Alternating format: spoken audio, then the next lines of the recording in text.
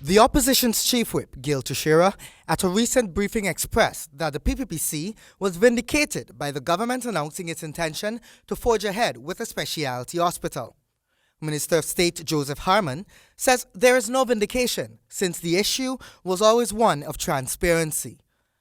They are crowing about the specialty hospital, oh, we are vindicated. Now let me give you the facts of this matter. When the first specialty hospital was introduced in the National Assembly, we called for great transparency. We asked in the National Assembly for copies of the agreement.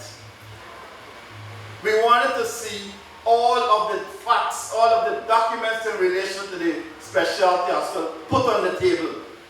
Bring it to the National Assembly, let us debate it. The PPP never did that. Minister Harmon relayed what he deemed the reality.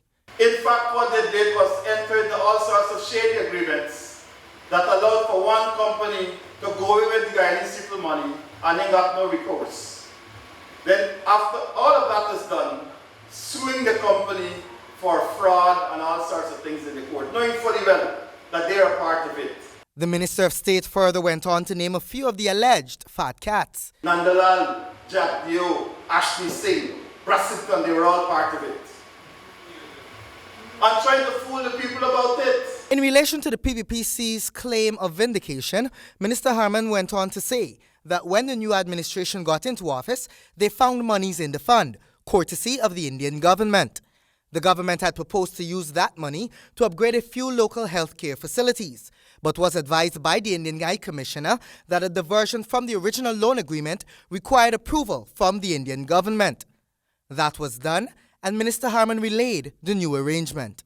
We are going to spend that $14 million United States dollars on primary healthcare facilities. At a second level, what we will do, we are going to review the contract for the establishment of the specialty hospital to ensure that the terms and conditions are consistent with what it is that we want in Guyana. So, the $14 million for the completion of the hospital, that will go to the hospital.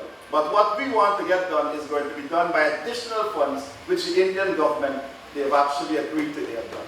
Minister Harmon said there should therefore be no claims of being vindicated, since the main factor is that there is now transparency and accountability attached to the process. For HGP Nightly News, Kingsley Bryan.